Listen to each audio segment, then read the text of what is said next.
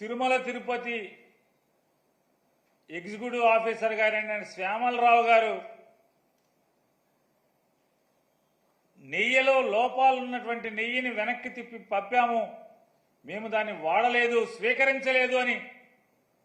ప్రసాదానికి దాన్ని వాడకుండానే వెనక్కి తిప్పి పంపించాము అని చెప్పని,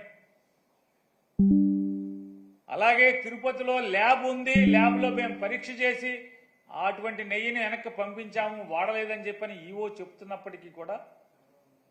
దుర్మార్గంగా నారా చంద్రబాబు నాయుడు గారు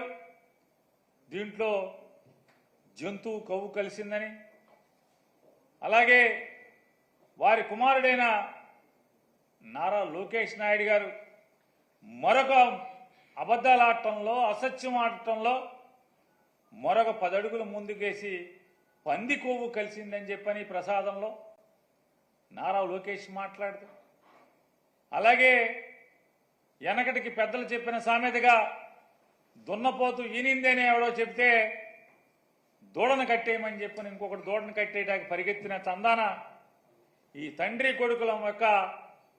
దుర్మార్గపు మాటలని, దున్నపోతు ఈంతే దూడ కట్టేయడానికి ఎవడో పరిగెత్తినట్టుగా పవన్ కళ్యాణ్ గారు దాన్ని భుజానేసుకుని ఆ మాటను ప్రచారం చేయటం, వీళ్ళందరూ కలిసి ఉమ్మడిగా కూటమిగా చేసినటువంటి ఈ కూటమి పాపాన్ని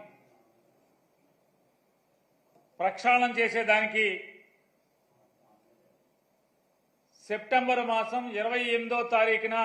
అంటే ఈ నెల 28వ తారీఖున శనివారం తిరుమల వెంకటేశ్వర స్వామి వారి యొక్క పవిత్రతని వీళ్ళ ముగ్గురు కలిసి, కూటమంతా కలిసి అపవిత్రం చేసినటువంటి దౌర్భాగ్య పరిస్థితుల నుంచి వాళ్ళ పాపాలని క్షమించి వదిలేయమని, దానికి పరిహారం కోసం జగన్మోహన్ రెడ్డి గారి యొక్క పిలుపు మేరకు ఈ శనివారం 28వ తారీఖున ప్రతి నియోజకవర్గంలో కూడా వివిధ దేవాలయాల్లో భక్తులు కానీ, ప్రజలు కానీ, అలాగే వైఎస్ఆర్ కాంగ్రెస్ పార్టీ కార్యకర్తలు కానీ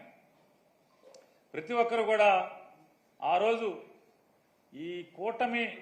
కూటమిగా వీళ్ళు ఏర్పడి స్వామివారి పవిత్రతని ఈ రకంగా కిరాతకంగా పాపానికి ఒడిగట్టిన దాన్ని పరిహారం కోసం